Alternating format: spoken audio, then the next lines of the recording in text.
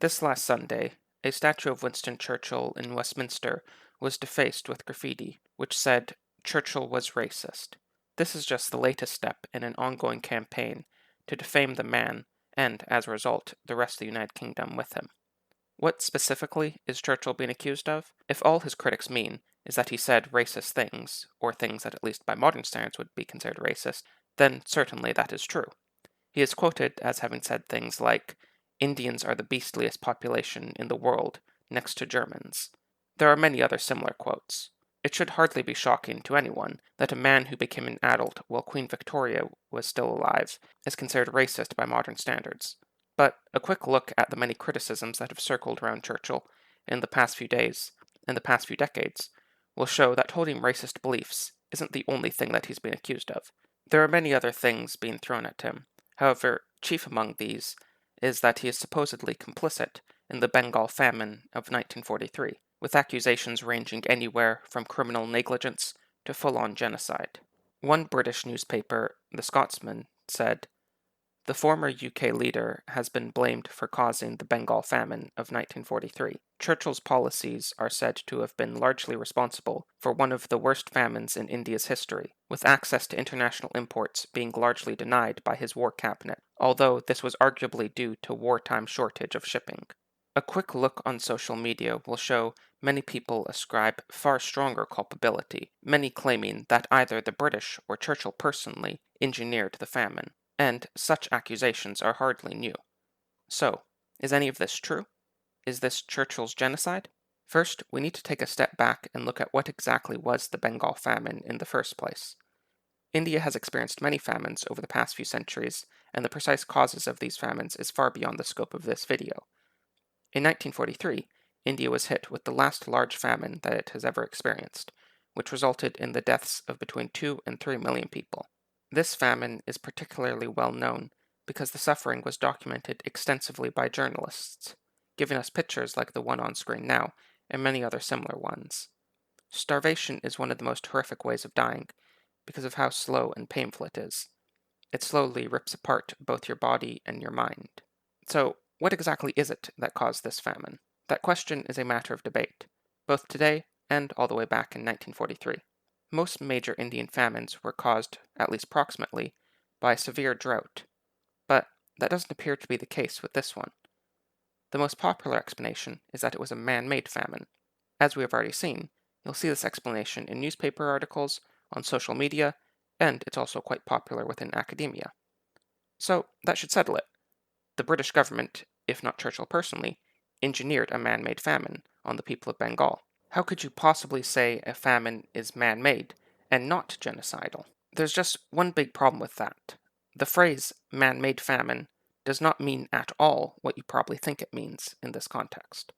When you hear the phrase, you probably think of events where governments intentionally wanted to starve a populace, so they dumped grain into the sea or killed livestock to prevent people from eating it.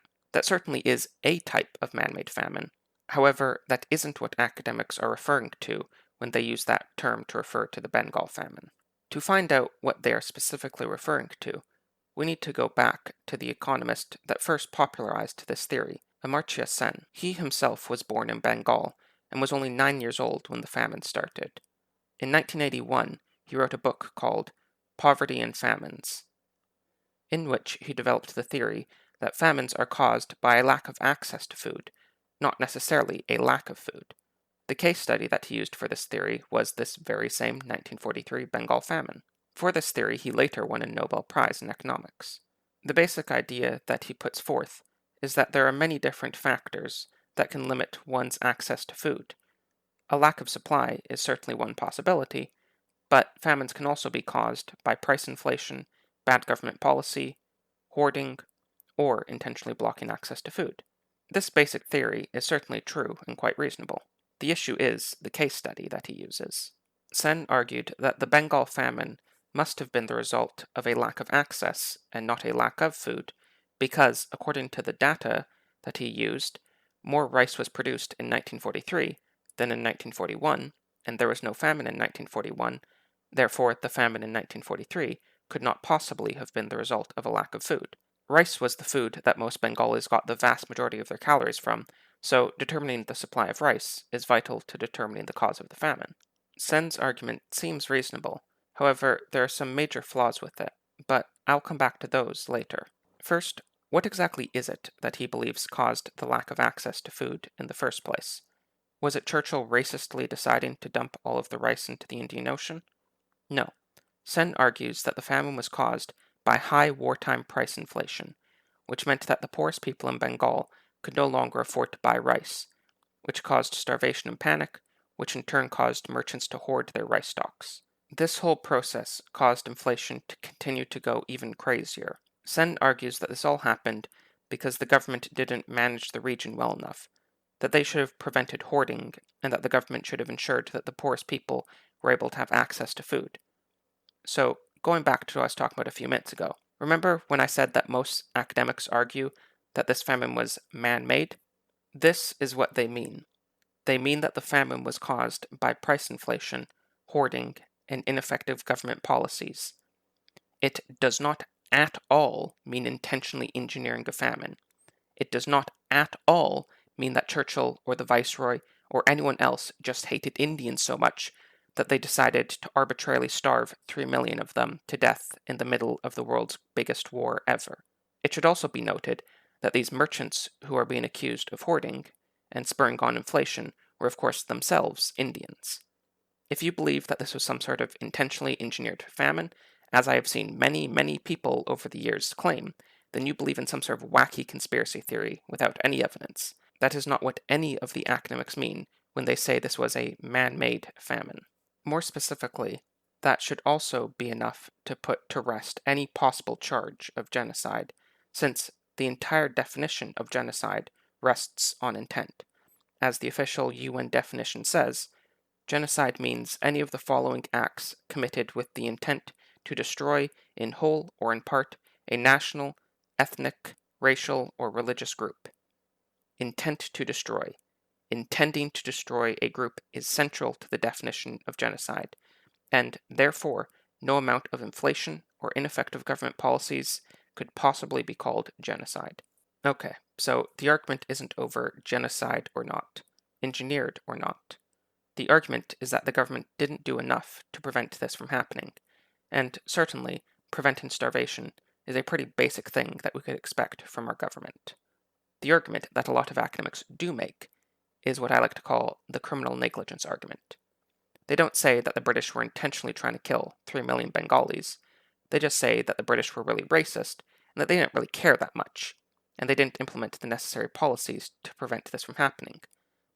Elizabeth Collingham wrote a book on access to food during World War II called The Taste of War, and she puts the criminal negligence argument fairly succinctly. It was all too likely that in upsetting the delicate mechanism of the world's food economy, the war would bring hunger to some part of the empire. It is difficult to reach any conclusion other than that racism was the guiding principle which determined where hunger struck. Churchill's hatred of Indians was inflamed by what he regarded as the ingratitude and treachery of the Quit India movement, and when it came to making decisions about where resources should be channeled, India was given the lowest priority. By refusing to believe in the seriousness of India's food situation, Churchill and his cabinet determined that India would be the part of the empire where the greatest civilian sacrifices would have to be made, and displaced hunger onto the colony. The really key phrase in here is racism was the guiding principle which determined where hunger struck.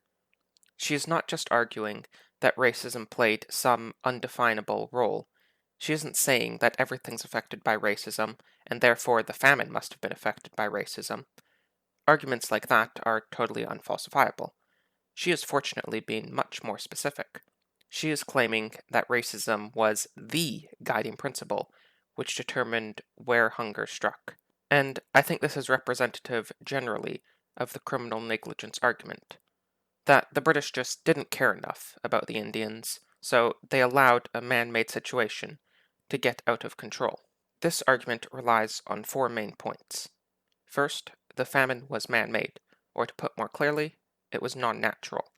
Second, the government was ineffective at controlling prices and ensuring that people had access to food. Third, the government failed to provide adequate food aid to relieve the famine. And lastly, Churchill, or the British generally, hated Indians. The whole argument rests on the first point.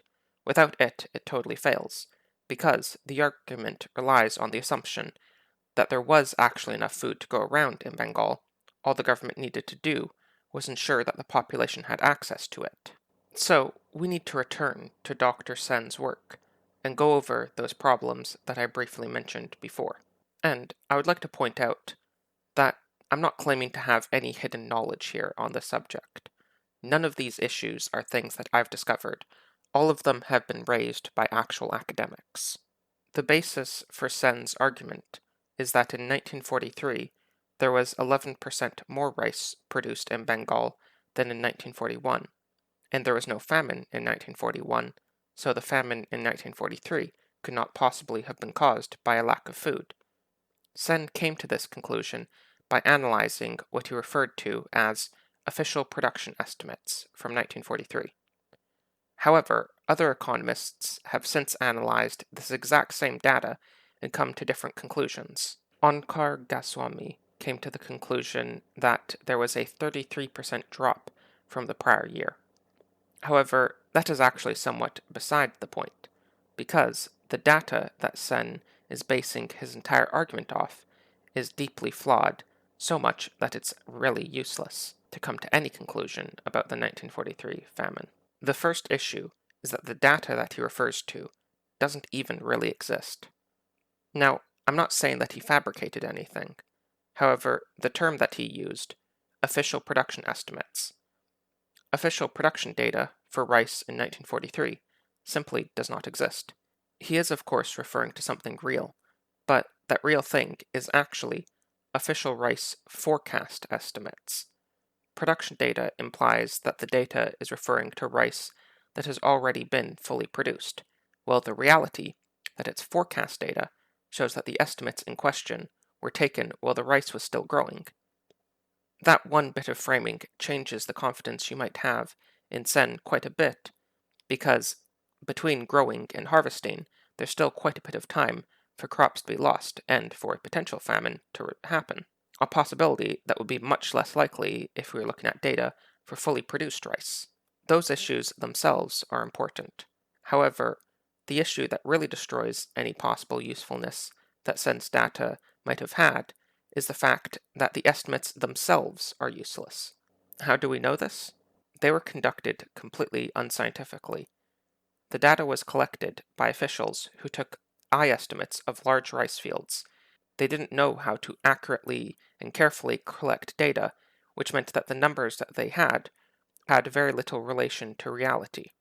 These methods were common in the 1940s, and in 1953, a study was done critiquing them, which found that the numbers from scientific surveys were anywhere between 47 and 153% of the official estimates. A 50% up or down variance makes this data completely useless. And in addition to that, the data from year to year also has a significant level of variance, so you can't just correct it by bumping it all up or down a certain amount. These estimates were so unreliable that in 1939, the government of Bengal attempted to make a complete record of all the land that was sown with jute, plot by plot. After the initial record was prepared, they had some officials go out and check the land again to see how accurate the numbers that they had were. They came back, and the numbers were so unreliable that the government ordered all the records to be destroyed because they were useless. That should be enough to prove that the data that Sen was relying on for his entire argument is so unreliable that it's useless. It doesn't even matter that Sen and some other economists came to different conclusions about how much rice was being grown, because the numbers themselves can't be relied on. However, all that proves is that we don't have any reliable rice estimates.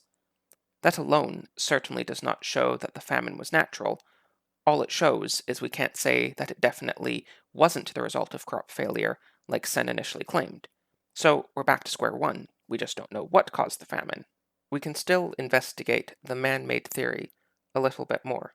Central to it, as I have already mentioned, was price inflation and hoarding by merchants. Inflation certainly was a fact. Prior to the famine, there was already significant inflation in the region thanks to the wartime economic boom. The fall of Burma to the Japanese in 1942 made Bengal the new front line, which meant that construction projects were being done at an unprecedented scale. However, prices remained similar in Bengal to the rest of India until 1942, when a major cyclone hit the region. Prior to this cyclone, inflation was occurring at a steady rate, and after it, rice prices surged anywhere from 4 to 20 times the previous amount.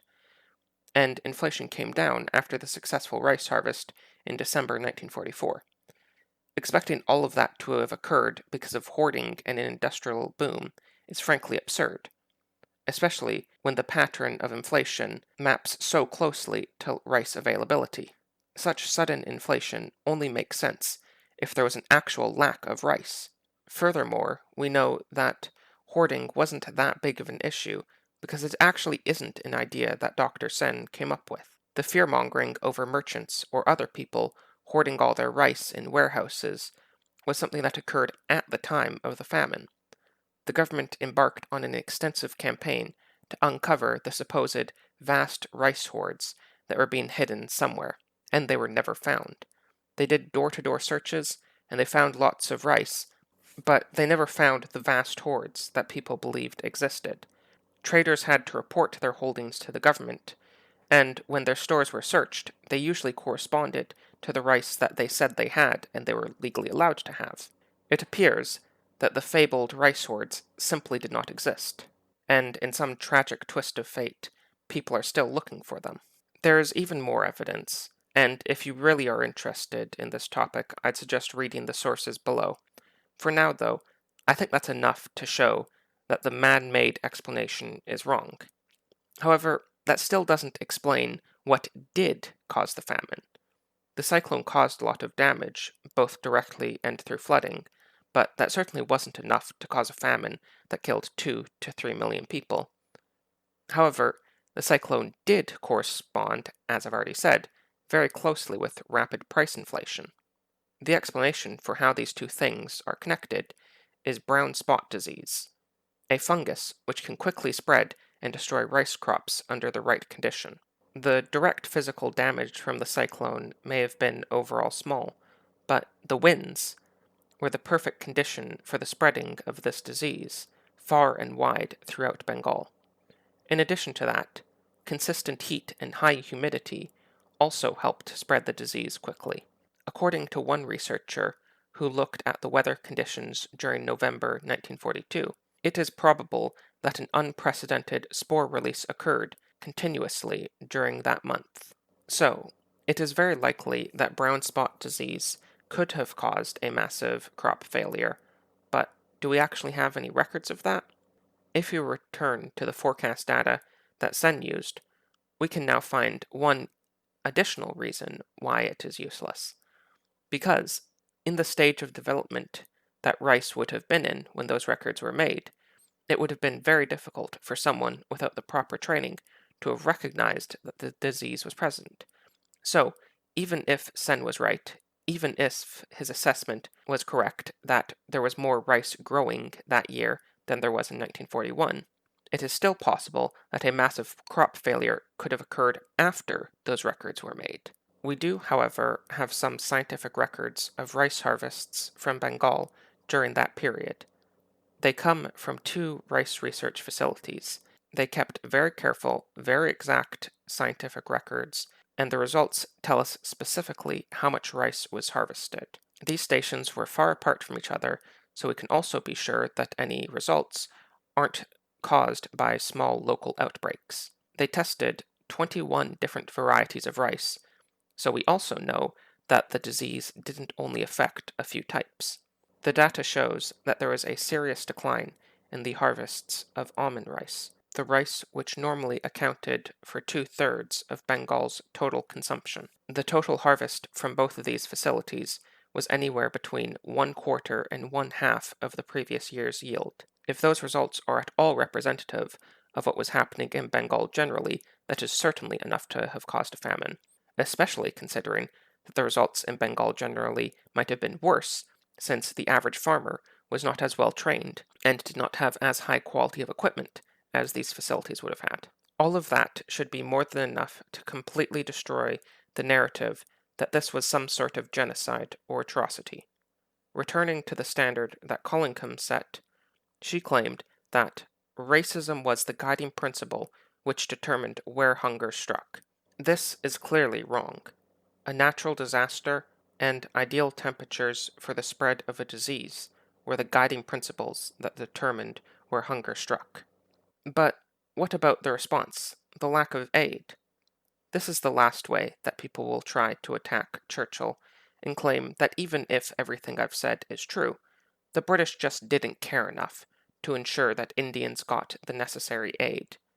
It certainly is true that the crisis was not handled ideally, though that could not possibly be the standard that we are talking about, since not handling a crisis ideally is not equal to an atrocity. We are again talking about some sort of criminal negligence, and to prove that, we need to find something more than the British just not doing their job quite well enough. If there was a serious crop failure, why wasn't more food imported to prevent starvation? Some was imported, though clearly it was not enough since between 2 and 3 million people ended up dying. First, the larger picture of the hunger problem of 1943 needs to be understood. Today, we have a much greater abundance of food, to the extent that there hasn't been another major famine in India since the 1943 famine. In the 1930s and the 1940s, India was a very different place. During those 2 decades, India was frequently on the verge of a subsistence crisis.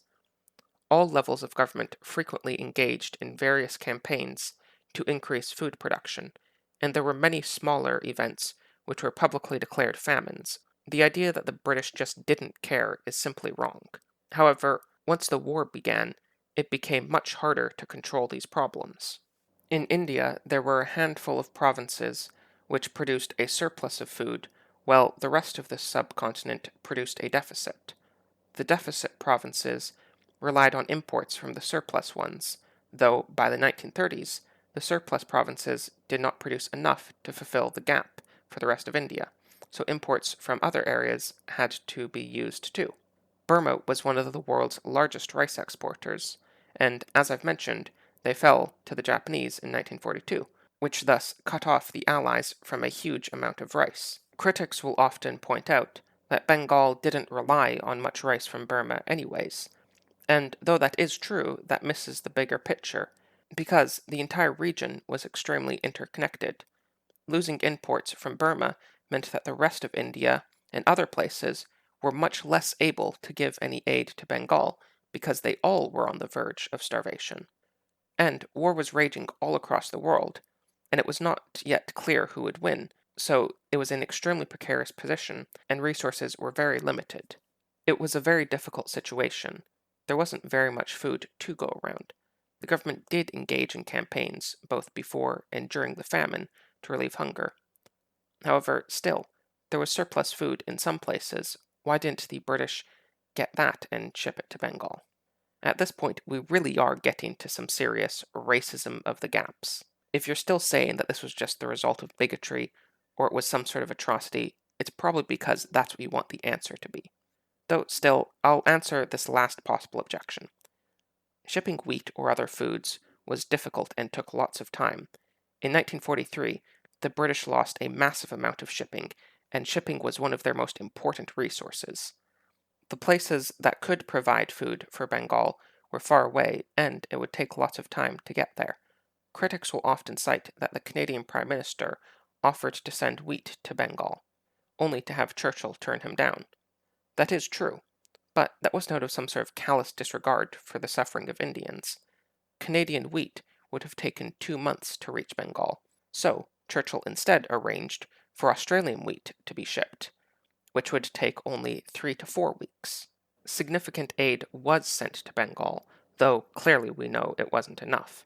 And on many occasions, aid was denied to many different places, and on many occasions, it was given to many different places. Bengal was ultimately the worst hit within the British Empire but many other places were also hit by hunger, and many other places within the Allies had very significant starvation too. With all of that said, I know that there actually is one more tactic that people will resort to. They'll post a bunch of quotes from Churchill saying very mean and very racist things about Indians. Yes, I know, Churchill was very mean, but that doesn't prove anything. If the arguments I've made thus far are correct, then what happened in Bengal in 1943 could not possibly have been an atrocity by the British. Thanks for watching. Please donate to my Subscribe Star if you enjoy this content. Please do share this video in whatever way you can. This video specifically. I think this topic is really important, and there's a huge amount of misinformation about it on the internet, so please do share it in whatever way you can. And please also like, comment, subscribe, and hit the bell. Please do donate if you can. I would like to do more deep dives like this in the future, but this really does take a lot of time and effort, so it would be really nice if I could be compensated. And on that note, a special thanks to my donors, Seth Apex, Emmett Vestry, Quo Pregranator, The Rightcast, and Charismatic Byzantine. Thank you everyone, and goodbye.